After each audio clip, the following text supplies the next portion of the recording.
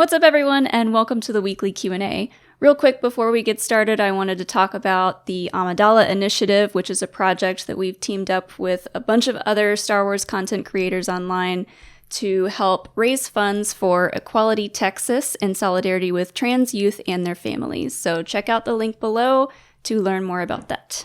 For our first question, Stormtrooper421 asks what we think of the Galactic Starcruiser and if we have plans to go. And Joshua M. wants to know if we would cover it on the channel. We would absolutely cover it on the channel if we went, if we ever do go. Yeah. But yeah, we don't really have plans to go in the immediate future.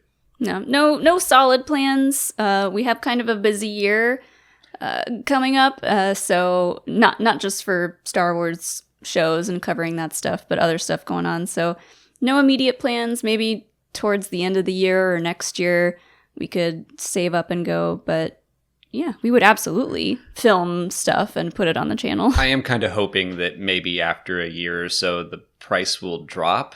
I don't know, like I'm not expecting it, but like maybe. Maybe. But with everything that came out last week about it, what did you think of all the footage and the media weekend that they had? I appreciated how the media covered it. And, you know, one of the first reviews that I read was from Amy Ratcliffe, and I appreciated how, you know, detailed she was about the whole experience. It looks amazing.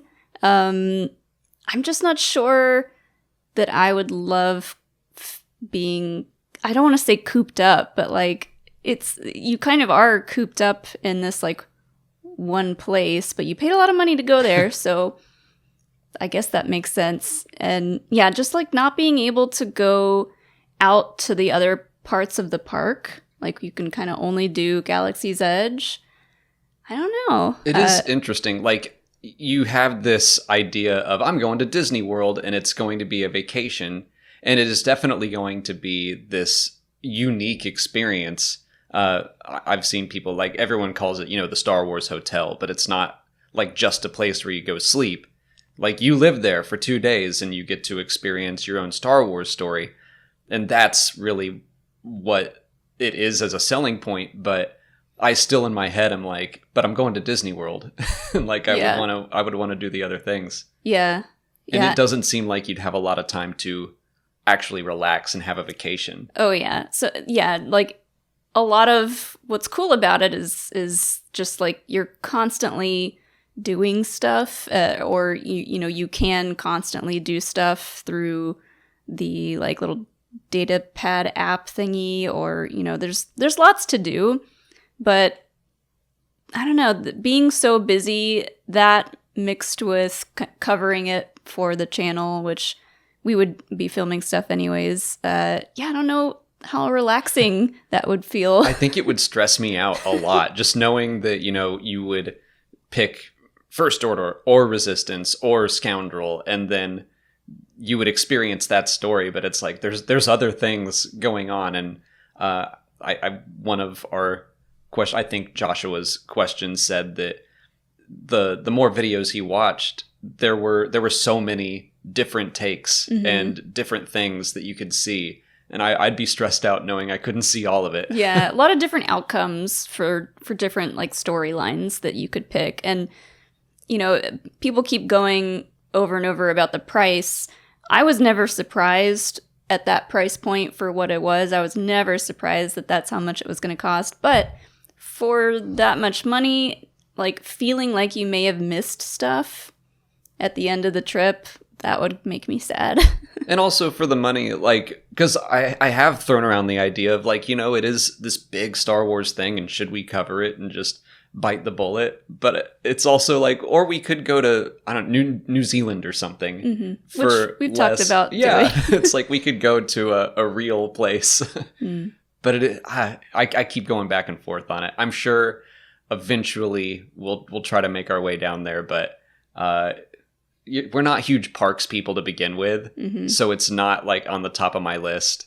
I also do think it's interesting that they went with like the Canto Bight luxury side of the galaxy, which is a small part of the Star Wars storytelling for the most part. Like Batuu, I've seen people say this and I agree with it.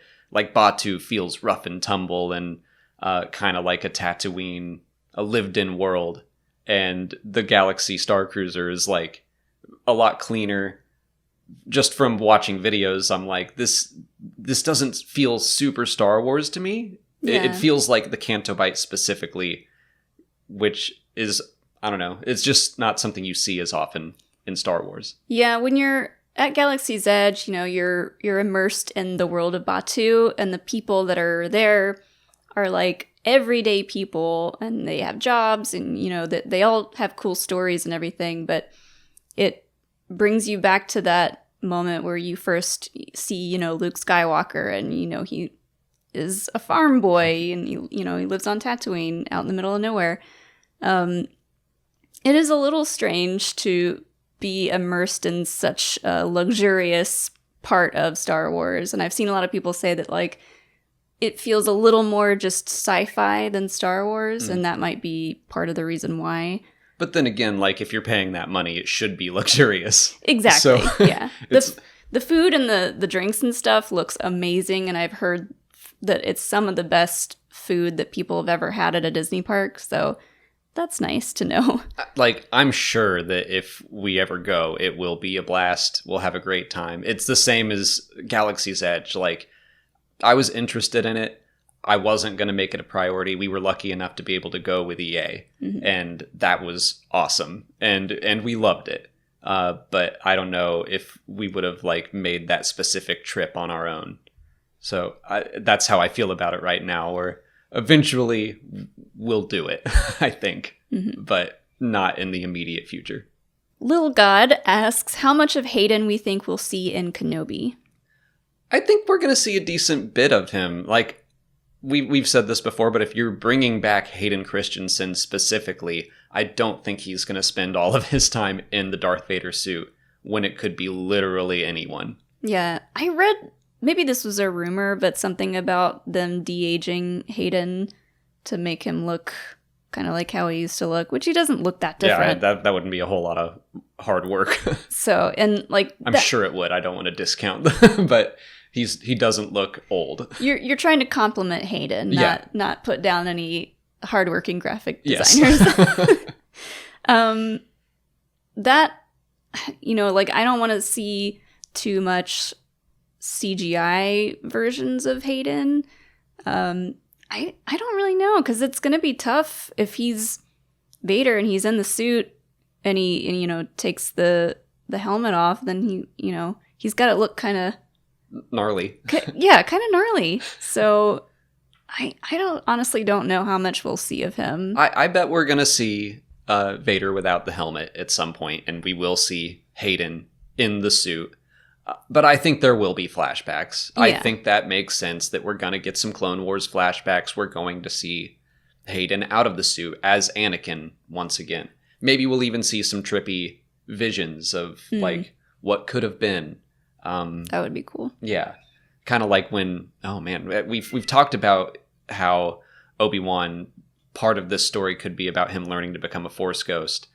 And this being like the trial that Yoda also had to go on, where his was all a vision. But at the end of that vision, like, he saw what could have been with like Count Dooku still part of the Order and stuff like that. So it'd be interesting if we saw something similar from Kenobi's perspective. Yeah, I think getting him a little bit de-aged and getting Clone Wars flashbacks would be just top-notch. Yeah, but I think we'll see a decent amount of Hayden. I think we're mostly going to see just Vader in the suit, and it'll probably be a stunt person playing him for a lot of that. But I hope that we see a good amount of Hayden. Christopher M. Pacetto wants to know if Cassian meeting Saw Gerrera would be a retcon to Rogue One. So they're suggesting that it seemed like Andor, Cassian had never met Saw Gerrera, and that's why they needed Jyn Erso. I do kind of think that's what they were suggesting when they were writing Rogue One, that Cassian had never met Saw, but I wouldn't even see that as a retcon if they changed that. Because they still needed Jyn as like a friendly face to get them through the door. Yeah. Obviously Mon Mothma knew who Saw was.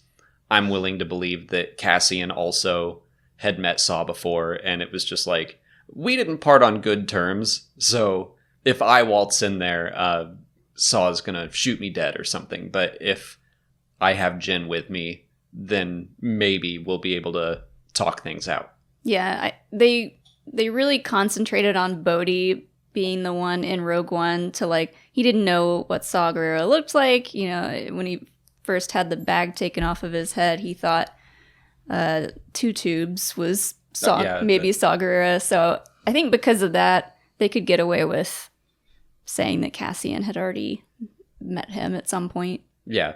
I don't know. I guess it would be a bit of a retcon, because I do think that's what they were suggesting in Rogue One, but like it's flimsy. I would say that I'll forgive that. Rainer Bless asks what we think the next Star Wars movies will be about. Will they be connected to The Mandalorian, The High Republic, or something completely different?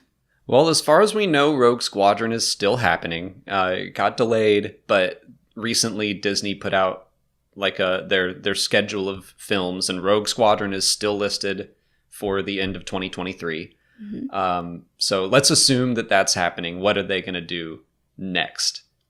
I hope that it's something completely different.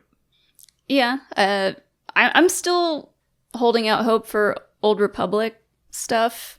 Like, I think it's going to be Jedi heavy, because, you know, to really get the public excited for another group of Star Wars movies, or even if it's just the one, you gotta have Jedi, you gotta have lightsabers, you know, like, those are the big ones. We need a lot of that stuff, I think, to get people really excited. But for it to be something completely new and different would be great also. Like, give us Old Republic, but give us like a brand new story with brand new characters. Yeah. I don't think they're going to do anything Mandalorian. Unless that whole climactic event they're talking about is a film. I doubt that's what they're going to do. I think they're going to keep that all in Disney+. And we have, Taika's movie on the way. We have Kevin Feige's movie is still floating around out there. So who knows what these are going to be. I really like the idea that, they would do the Old Republic, or even the High Republic would be neat, but something different, something big, some new part of the Star Wars timeline that we, or most audiences, haven't seen before. Old Republic feels great. They could even do the Mandalorian Wars, which would then kind of tie back into the Mandalorian. Mm-hmm. It would be, Jedi, lightsabers, Mandalorians, like all these things that you recognize, but we're telling it in a different part of the timeline. That sounds super fun. I also would not be surprised if it was geared a little bit more towards a younger audience, or at least the main character or group of characters were a lot younger than what we saw in the sequel trilogy. Why do you say that? They gotta get a younger generation excited and attached to Star Wars in a new way. And, you know, they're kind of doing that with the shows, but we're still seeing a lot of older characters, people our age, or even older if you look at Book of Boba Fett. So I wouldn't be surprised if we got a story about not necessarily a youngling, but a Padawan, maybe like a teenager-ish age. It'll like some kind of coming of age story. Yeah, I mean, that feels like a Star Wars thing to do. I remember George Lucas talking about The Phantom Menace and how everyone was telling him, like, don't make Anakin 9, make him a teenager. It'll sell a lot more. It's far more marketable. And he's like, that's not the story, guys. Like, he is a 9-year-old kid. Yeah. So I do think that there would probably be some pushback to that if they said, we're doing a story about like a 12-year-old Padawan. Even my first instinct is like, I want him to be older. But I had that same thought when we were talking about Grammar Rodeo, this rumored High Republic series that's in the works, where it would be about, they were calling it Stranger Things in Space. And then that made sense to me. Like, that clicked, where it's about kids, but it's still very much accessible to adults and enjoyable to adults. Mm-hmm. So I would be okay if they did that, but it's still my instinct to be like, no, I want a 19-year-old just like Luke, and start from there. Yeah. I will say that as excited as I am for Rogue Squadron, I do think that was an odd choice for the first movie back. Mm. And it's like, I want it to happen desperately, but I won't be all that heartbroken if they delay it so they can do something a little bigger, a little more impactful. Like, it feels more like a Rogue Squadron, or I mean, a Rogue One or a Solo, like a Star Wars story that they're just like putting out in between the bigger films. Yeah. Do you think that they would be trying to combine Rogue Squadron and Rangers of the New Republic into one project? I mean, it depends on when Rogue Squadron is taking place. I was under the impression from the way they were wording things that it would be after episode 9, but they never said anything concrete. So who knows? Maybe they're retooling a lot of stuff. Yeah. There's just not a lot of information out there. Maybe after Celebration we'll know. Come on, Celebration. Tell us everything. Tell us everything. On to YouTube questions. Son of Kratos asks who the second best bounty hunter in the galaxy was during the original trilogy. We haven't heard much about him during this time, but since we now know that Cad Bane was alive, I'm gonna go with Cad Bane. All right. So are we assuming Boba Fett was the best? Yes. Okay. I don't know, Dengar? Really? Give him some credit. Why? Make him the second best.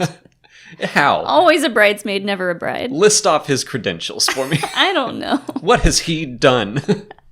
I don't know. He's just there. That's who I would like to have that title, but probably will never have it. I think a lot of people would say Bosk, but even then, I think it all comes down to like character design. Bosk hasn't really done a whole lot either. And I mean, Son of Kratos, I assume they want us to say Bosk, but yeah, like we just haven't seen a whole lot from the main bounty hunters from The Empire Strikes Back in canon. So I'm just going to be like, you know what? Cad Bane was around. He was probably still working.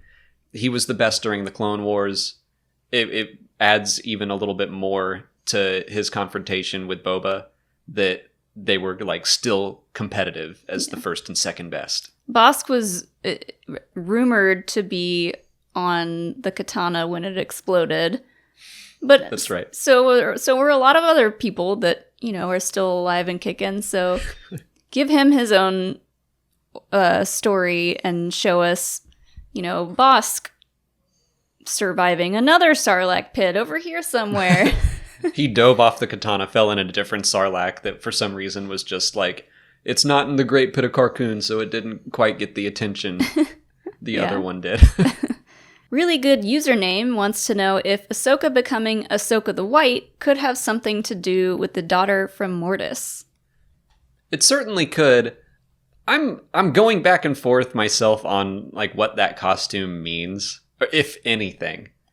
And I'm wondering if Dave Filoni regrets putting that on her in the Rebels epilogue thing. Because it's like we're jumping ahead in time. We're just trying to get these little juicy tidbits, and it's like, oh, Ahsoka's back. Oh, and she looks wildly different. And I think that was just meant to make us go like, what happened to her after she got out of the World Between Worlds and got off Malachor? What's she been doing? I think that's all that costume was meant to convey. And now she's like in live action wearing other stuff, and Dave Filoni has suggested that she hasn't become Ahsoka the White yet. I think you talk about what that costume meant and what it was suggesting. I think it was meant to show that Ahsoka in that moment was happy, at peace, ready to retire. That is her Hawaiian shirt. The white? Yeah. Oh, but she was about to go off on an adventure and find Ezra. Was she though? That's what Sabine seemed to think. That'd be funny if she showed up. She's like, let's go get Ezra. And Ahsoka's like, oh, what? I'm here to chill. Yeah. You don't know what I've been through. I don't know. Like, I think it was really just meant to convey that she was in a good place. That I agree with. Mentally. And, you know, whether or not they were going to go off on another adventure, who's to say? I think the white robes, I think that was a purposeful connection back to, like, Gandalf the White and kind of showing her elevation as who she had become. We're going to get to the Galactic Starcruiser, and the bathrobes in the rooms are going to look like that. You get a little She staff. just got off the Halcyon. That's all it was. She's like, I stole the robe. Yeah. That's perfect. Like the costume meant nothing. But I think it's funny that now I think Dave Filoni will work the costume into her character arc and her story.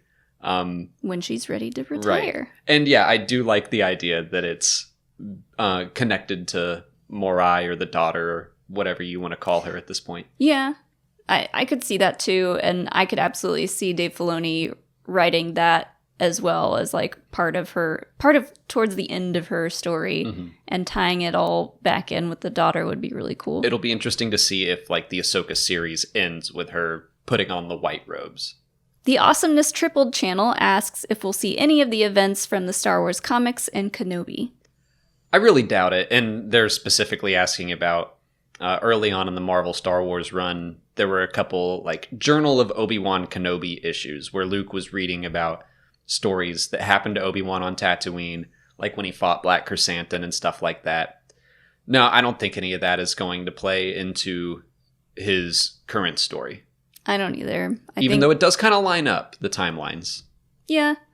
But, I mean, going off what we know of from the past, I don't see them taking any story beats from the comics. Characters, yes. Like, we did see Black Chrysanthemum pop up in Book of Boba Fett, but that, I think, was more just because it was going to make sense either way to have a character like that be in Book of Boba Fett, and, like, the story didn't really matter. Yeah, and I'm not at all expecting Black Chrysanthemum to play into Kenobi. It sounds like they're... I don't want to get into rumors and potential spoilers, so I won't. But I'm just not expecting any of that stuff to play into this story at all. Addie wants to know if we'll see any Satine-related flashbacks in Kenobi. That's interesting. That I could kind of... Maybe not flashbacks, but I was talking about visions earlier. Something like that. If Obi-Wan goes on some weird spirit journey, yeah, I could see Satine popping up. I would love that. And I kind of... I want to just say yes, this is going to happen, because I want to put it out there in the universe and just make it happen. I'm putting this on my vision board. Yeah. Vision on a vision board. But yeah, they could just... Because she doesn't have to look or sound like anyone in particular, really. They could just, like, have some random actress and, like, dress her up in all the, crazy outfit stuff that Satine would have, and have her, like, say a couple of lines, either in a vision or in a flashback. That would be really, really cool. See, I think that they have to cast Cate Blanchett. I mean, Satine was designed based off of Cate Blanchett in some ways. So I think she would be perfect for it. We know that she's willing to have fun with franchise stuff. She was in Thor Ragnarok. So this would be like a really low commitment kind of thing to just come in, play Satine for a little bit. The biggest hurdle I think they would have to overcome is how do you introduce that to the casual fan, to my parents, basically. How would they understand who this is, why she's important? You could easily just, have the audience understand that this was the love of his life at one point in time. That's all people really need to know, is that Obi-Wan had a love interest at one point, and that's really it. And I do think that could play into the story, because if we get Clone Wars flashbacks, we could have those discussions. There could be those parallels between Obi-Wan and Anakin, where it's like they were both put in that position at one point or another, and Obi-Wan chose the opposite that Anakin did. So that could become like a significant part of the story if there are flashbacks. So I agree. I want to put it out in the universe as well. I'd love to see Satine somehow appear in this. I'm not expecting it, but it would be cool. That's all the time we have for questions today. If you want to leave a question for next week's video, just put it in the comments below, or sign up for Patreon to join our weekly Q&A discussion. If you haven't already, please like this video, subscribe to the channel. Follow us on Twitter, Instagram, Facebook, and TikTok. And as always, thanks for watching, and may the Force be with you.